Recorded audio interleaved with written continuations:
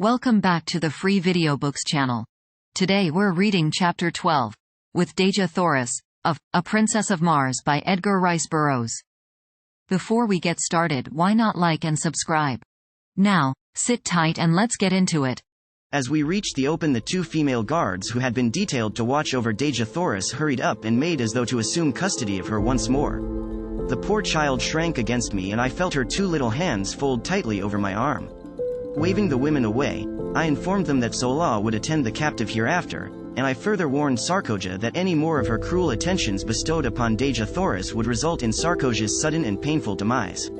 My threat was unfortunate and resulted in more harm than good to Dejah Thoris, for, as I learned later, men do not kill women upon Mars, nor women, men. So Sarkoja merely gave us an ugly look and departed to hatch up deviltries against us. I soon found Solah and explained to her that I wished her to guard Dejah Thoris as she had guarded me, that I wished her to find other quarters where they would not be molested by Sarkoja, and I finally informed her that I myself would take up my quarters among the men. Solah glanced at the accoutrements which were carried in my hand and slung across my shoulder. "You are a great chieftain now, John Carter," she said, "and I must do your bidding, though indeed I am glad to do it under any circumstances. The man whose medal you carry was young, but he was a great warrior, and had by his promotions and kills won his way close to the rank of Tars Tarkas, who, as you know, is second to Lorquas Tomo only. You are 11th, there are but 10 chieftains in this community who rank you in prowess. And if I should kill Lorquas Tomo?" I asked. "You would be first, John Carter, that you may only win that honor by the will of the entire council that Lorquas Tomo meet you in combat, or should he attack you, you may kill him in self-defense, and thus win first place." I laughed, and changed the subject. I had no particular desire to kill Lorquas Tomo, and less to be a Jed among the Tharks. I accompanied Solah and Dejah Thoris in a search for new quarters, which we found in a building nearer the audience chamber and of far more pretentious architecture than our former habitation. We also found in this building real sleeping apartments with ancient beds of highly wrought metal swinging from enormous gold chains depending from the marble ceilings. The decoration of the walls was most elaborate, and, unlike the frescoes in the other buildings I had examined, portrayed many human figures in the compositions. These were of people like myself, and of a much lighter color than Dejah Thoris. They were clad in graceful, flowing robes, highly ornamented with metal and jewels, and their luxuriant hair was of a beautiful golden and reddish bronze. The men were beardless and only a few wore arms. The scenes depicted for the most part, a fair-skinned, fair-haired people at play. Dejah Thoris clasped her hands with an exclamation of rapture as she gazed upon these magnificent works of art, wrought by a people long extinct, while Solah, on the other hand, apparently did not see them. We decided to use this room, on the second floor and overlooking the plaza, for Dejah Thoris and Solah, and another room adjoining and in the rear for the cooking and supplies. I then dispatched Solah to bring the bedding and such food and utensils as she might need, telling her that I would guard Dejah Thoris until her return. As Solah departed, Dejah Thoris turned to me with a faint smile. "And where to, then, would your prisoner escape should you leave her, unless it was to follow you and crave your protection, and ask your pardon for the cruel thoughts she has harbored against you these past few days?" "You are right," I answered, "there is no escape for either of us unless we go together. I heard your challenge to the creature you call Tars Tarkas, and I think I understand your position among these people, but what I cannot fathom is your statement that you are not of Barsoom. In the name of my first ancestor, then," she continued, "where may you be from? You are like unto my people, and yet so unlike. You speak my language, and yet I heard you tell Tars Tarkas that you had but learned it recently. All Barsoomians speak the same tongue from the ice-clad south to the ice-clad north, though their written languages differ. Only in the Valley Dor, where the river Is empties into the lost sea of Chorus, is there supposed to be a different language spoken, and, except in the legends of our ancestors, there is no record of a Barsoomian returning up the river Is, from the shores of Chorus in the Valley of Dor. Do not tell me that you have thus returned. They would kill you horribly anywhere upon the surface of Barsoom if that were true. Tell me it is not." Her eyes were filled with a strange, weird light. Her voice was pleading, and her little hands, reached up upon my breast, were pressed against me as though to wring a denial from my very heart. "I do not know your customs, Dejah Thoris, but in my own Virginia a gentleman does not lie to save himself. I am not of Dor. I have never seen the mysterious Is. The lost sea of Chorus is still lost, so far as I am concerned. Do you believe me?" And then it struck me suddenly that I was very anxious that she should believe me. It was not that I feared the results which would follow a general belief that I had returned from the Barsumian heaven or hell, or whatever it was. Why was it, then? Why should I care what she thought? I looked down at her, her beautiful face upturned, and her wonderful eyes opening up the very depth of her soul, and as my eyes met hers I knew why, and I shuddered. A similar wave of feeling seemed to stir her. She drew away from me with a sigh, and with her earnest, beautiful face turned up to mine, she whispered, "I believe you, John Carter. I do not know what a gentleman is, nor have I ever heard before of Virginia, but on Barsoom no man lies. If he does not wish to speak the truth he is silent. Where is this Virginia, your country, John Carter?" she asked, and it seemed that this fair name of my fair land had never sounded more beautiful than as it fell from those perfect lips on that far-gone day. "I am of another world," I answered, "the great planet Earth, which revolves about our common sun and next within the orbit of your Barsoom, which we know as Mars.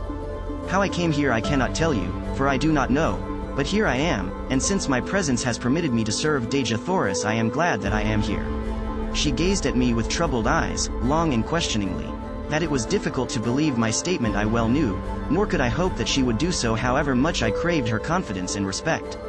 I would much rather not have told her anything of my antecedents, but no man could look into the depth of those eyes and refuse her slightest behest. Finally she smiled, and, rising, said, "I shall have to believe even though I cannot understand. I can readily perceive that you are not of the Barsoom of today.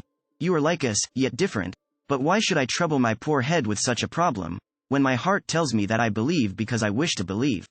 It was good logic, good, earthly, feminine logic, and if it satisfied her I certainly could pick no flaws in it. As a matter of fact, it was about the only kind of logic that could be brought to bear upon my problem. We fell into a general conversation then, asking and answering many questions on each side. She was curious to learn of the customs of my people and displayed a remarkable knowledge of events on earth. When I questioned her closely on this seeming familiarity with earthly things she laughed, and cried out, "Why, every schoolboy on Barsoom knows the geography, and much concerning the fauna and flora, as well as the history of your planet fully as well as of his own. Can we not see everything which takes place upon earth, as you call it? Is it not hanging there in the heavens in plain sight?" This baffled me, I must confess, fully as much as my statements had confounded her, and I told her so. She then explained in general the instruments her people had used and been perfecting for ages, which permit them to throw upon a screen a perfect image of what is transpiring upon any planet and upon many of the stars. These pictures are so perfect in detail that, when photographed and enlarged, objects no greater than a blade of grass may be distinctly recognized. I afterward, in Helium, saw many of these pictures, as well as the instruments which produced them. "If, then, you are so familiar with earthly things," I asked, "why is it that you do not recognize me as identical with the inhabitants of that planet?" She smiled again as one might in bored indulgence of a questioning child.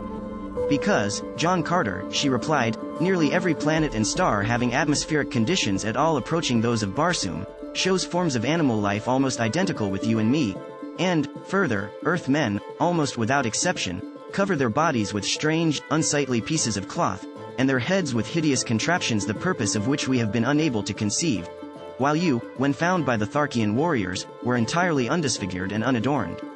The fact that you wore no ornaments is a strong proof of your un-Barsoomian origin, while the absence of grotesque coverings might cause a doubt as to your earthliness." I then narrated the details of my departure from the earth, explaining that my body there lay fully clothed in all the, to her, strange garments of mundane dwellers. At this point Solara returned with our meager belongings and her young Martian protege, who, of course, would have to share the quarters with them. Sola asked us if we had had a visitor during her absence, and seemed much surprised when we answered in the negative. It seemed that as she had mounted the approach to the upper floors where our quarters were located, she had met Sarkoja descending. We decided that she must have been eavesdropping, but as we could recall nothing of importance that had passed between us we dismissed the matter as of little consequence, merely promising ourselves to be warned to the utmost caution in the future. Dejah Thoris and I then fell to examining the architecture and decorations of the beautiful chambers of the building we were occupying. She told me that these people had presumably flourished over 100,000 years before. They were the early progenitors of her race, but had mixed with the other great race of early Martians, who were very dark, almost black, and also with the reddish-yellow race which had flourished at the same time. These three great divisions of the higher Martians had been forced into a mighty alliance as the drying up of the Martian seas had compelled them to seek the comparatively few and always diminishing fertile areas, and to defend themselves, under new conditions of life, against the wild hordes of green men. Ages of close relationship and intermarrying had resulted in the race of red men, of which Dejah Thoris was a fair and beautiful daughter. During the ages of hardships and incessant warring between their own various races, as well as with the green men, and before they had fitted themselves to the changed conditions, much of the high civilization and many of the arts of the fair-haired Martians had become lost. But the red race of today has reached a point where it feels that it has made up in new discoveries and in a more practical civilization for all that lies irretrievably buried with the ancient Barsoomians, beneath the countless intervening ages. These ancient Martians had been a highly cultivated and literary race, but during the vicissitudes of those trying centuries of readjustment to new conditions, not only did their advancement and production cease entirely, but practically all their archives, records, and literature were lost. Dejah Thoris related many interesting facts and legends concerning this lost race of noble and kindly people. She said that the city in which we were camping was supposed to have been a center of commerce and culture known as Korad. It had been built upon a beautiful, natural harbor, landlocked by magnificent hills. The little valley on the west front of the city, she explained, was all that remained of the harbor, while the pass through the hills to the old sea bottom had been the channel through which the shipping passed up to the city's gates. The shores of the ancient seas were dotted with just such cities, and lesser ones, in diminishing numbers, were to be found converging toward the center of the oceans, as the people had found it necessary to follow the receding waters until necessity had forced upon them their ultimate salvation, the so-called Martian canals. We had been so engrossed in exploration of the building and in our conversation that it was late in the afternoon before we realized it.